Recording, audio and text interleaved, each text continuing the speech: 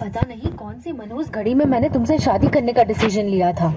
तंग आ चुकी हूँ मैं। लोग तुम्हारे बारे में क्या क्या बोलते हैं अश्विन, पता भी है तुम्हें? ईशा बेहद गुस्से में अपने बेडरूम में अश्विन पर चिल्लाई जा रही थी।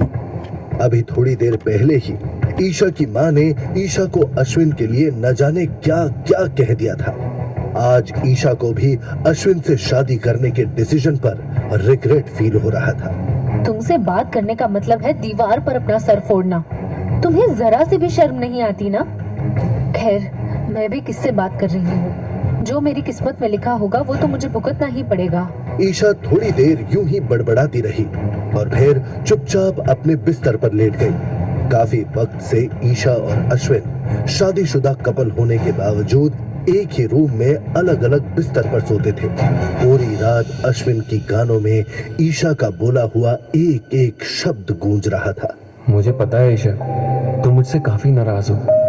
मैंने तुम्हें कभी भी प्राउड फील करने का कोई मौका ही नहीं दिया। तुम्हारी और मेरी शादी के सब खिलाफ थे, लेकिन फिर भी तुमने मुझसे शादी की और आज तुम्हें मेरी वजह से लोगों के ताने सुनने पड़ रहे हैं। ईशा माय लव, मैं तुमसे वादा करता हूँ कि जल्द ही मैं सब ठीक कर दूंगा। I promise.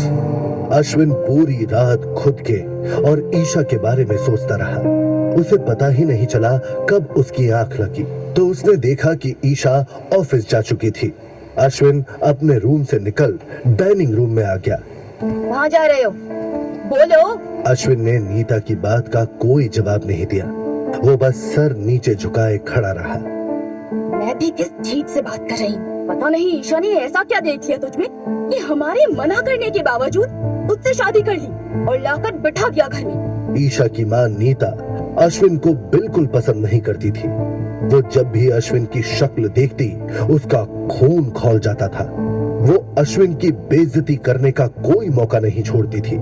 ईशा और अश्विन की शादी के सबसे ज्यादा अगर कोई खिलाफ था तो वो नीता ही थी, लेकिन ईशा की जिद के आगे उसे झुकना ही पड़ा।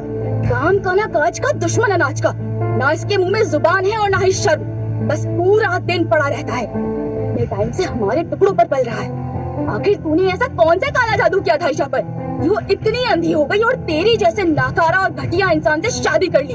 अश्विन को मन ही मन गुस्सा आ रहा था, लेकिन वो चाहकर भी कुछ नहीं कर सकता था। अश्विन पता नहीं कितने वक्त से चुपचाप ये सब कुछ सहता चला जा रहा था।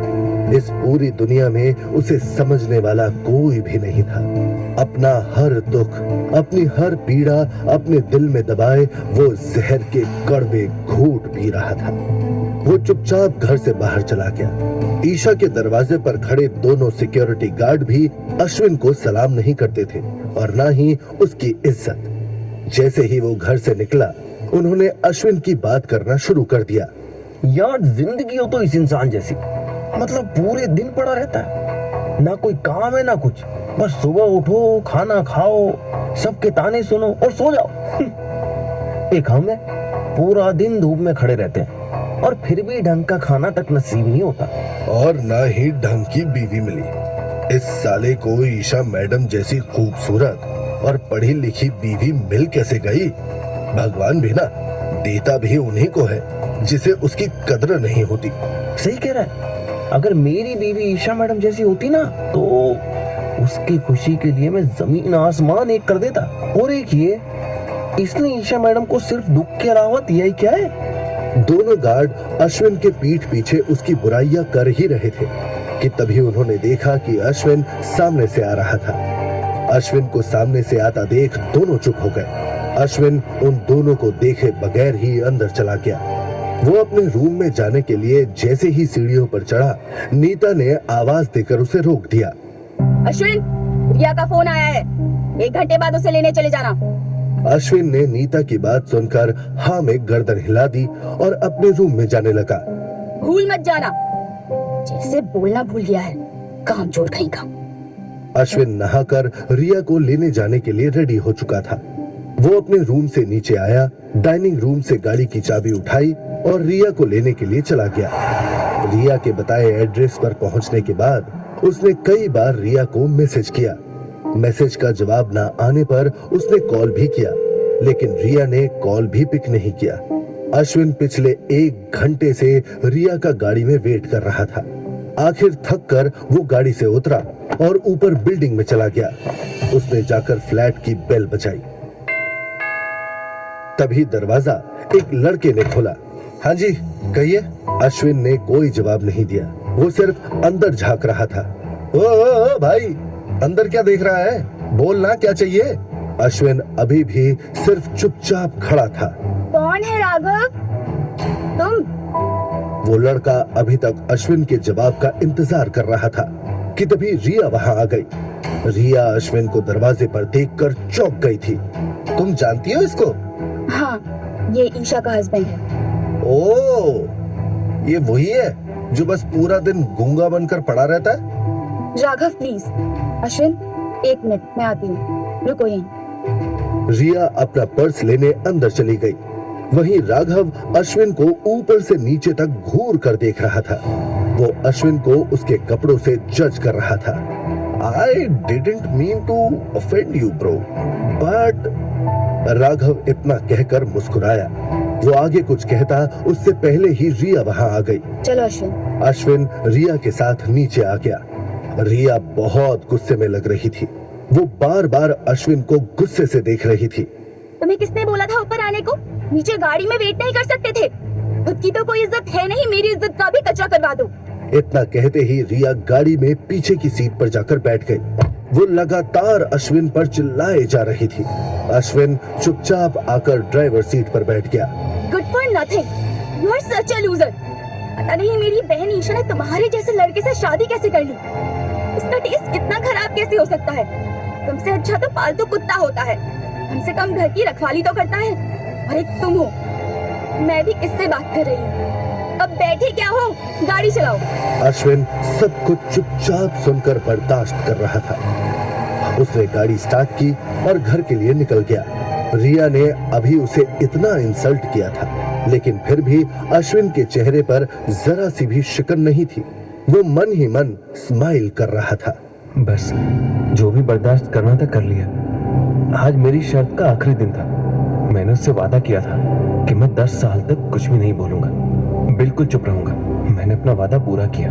अश्विन मन में ऐसे खुश हो रहा था जैसे उसने कोई जंग जीत ली हो। अश्विन आज बहुत सालों बाद अंदर से खुशी महसूस कर रहा था। उसे पता ही नहीं चला कब घर आ गया। अश्विन ने जैसे ही घर के बाहर गाड़ी रोकी, रिया गुस्से में गाड़ी से उतरी और सीधा घर के अंदर चली गई। अश्विन बड़ी आराम से गाड़ी से उतरकर सीधा अपने रूम में चला गया। हेलो, घर पर कोई है? अचानक किसी ने आकर दरवाजे पर नॉक किया। नीता अंदर से निकल कर आई तो देखा कि सामने एक 6 फीट हाइट का गोरा चिट्टा लड़का खड़ा था। हेलो आंटी, कैसे हो आप? नीता ने उसे देखते ही पहचान लिया था। वो लड़का कोई और नहीं, नीता का बेस्ट फ्रेंड निहाल का बेटा राहुल था। लेकिन इतने दिनों बाद राहुल को यूं अचानक देखकर नीता भी थोड़ा शॉक्ड हो गई थी। राहुल, तुम यहाँ? आप मुझे देखकर ऐसे शॉक क्यों हो रही हैं? मैं इधर से गुजर रहा था, सोचा आपको और ईशा को हेलो बोल दूं। वैसे भी आंटी, वो तो मैं अनफॉर्चुनेटली अमेरिका चला गया, वरना आपका दामाद मैं ही होता। क्यों? इतना कहते ही राहुल हंसने लगा। वहीं राहुल की बात सुनकर नीता का मूड ऑफ हो गया था। वो मन ही मन सोच रही थी कि मैं तो खुद हमेशा से चाहती थी कि ईशा की शादी राहुल से ही हो, लेकिन ईशा पता नहीं कहां से उस गूंगे को उठा लाई। आंटी कहाँ खो गए? ईशा है घर पर? राहुल ने जब नीता को कंधे पर हाथ रखकर हिलाया, तब जाकर नीता को होश आया। ईशा तो अभी तक घर नहीं आई। उसका पति तो घर पर ही होगा। मैंने सुना है कि वो हाउस हस्बैंड है। राहुल ने इनडायरेक्टली अश्विन पर ताना मारा था। राहुल की बातों से नीता के चेहरे पर डिसअपॉइंटमेंट साफ साफ नजर आ रहा था। कल मेरे घर पर मेयर साहब आने वाले हैं। मैं ईशा के हस्बैंड के लिए जॉब की बात करूंगा उनसे। इतना कहकर राहुल हंसने लगा। वहीं नीता को अश्विन पर गुस्सा आ रहा था, क्योंकि उसी की वजह से उसे ये सब सुनना पड़ रहा था। अश्विन, तुम्हारे अंदर जरा सी भी शर्म है या नहीं? घर पर मेहमान आए और तुम अपने रूम में घुसे हुए हो। ये घर है, कोई होटल नहीं है। अश्विन का रूम बंद था, इसलिए उसे कुछ भी सुनाई नहीं दिया। लेकिन नीता को इस तरह चिल्लाता देख रिया अपने रूम से बाहर आ गई। जब रिया ने देखा कि सामने राहुल बैठा है तो उसका पूरा मूड खराब हो गया। मैं बुला देती हूँ। इतना कहकर रिया बड़बड़ाते हुए वहां से चली गई। पता नहीं कहाँ से आ जाते हैं। ये राहुल तो अश्विन से भी गया गुजरा इंसान है। अश्विन कम से कम चुप तो रहता है, लेकिन ये राहुल, ओह गॉड, सच अ शिट। रिया ने बड़बड़ाते हुए जैसे ही अश्विन का दरवाजा खोला, रिया का मुंह खुला का खुला ही रह गया। 2 सेकंड तक शॉक में रहने के बाद रिया जोर से चिल्लाई और फटाफट रूम से बाहर आ गई। अश्विन, आर यू मैड और व्हाट? पूरी बहुत ही शर्म है तुम्हें या नहीं? ये क्या कर रही हो तुम रूम में? शर्म? क्या हो गया रिया, ऐसे चिल्ला क्यों रही हो? उधर रूम में अश्विन भी शॉक था, लेकिन उसे समझ नहीं आ रहा था कि आखिर रिया बिना नॉक किए उसके रूम में आई ही क्यों। अश्विन को अब बाहर जाते हुए थोड़ी शर्म भी आ रही थी। नीचे राहुल और नीता दोनों को ही समझ नहीं आ रहा था कि आखिर रिया इतना गुस्से में क्यों चिल्ला रही थी। वो दोनों खड़े खड़े बस देखे जा रहे थे।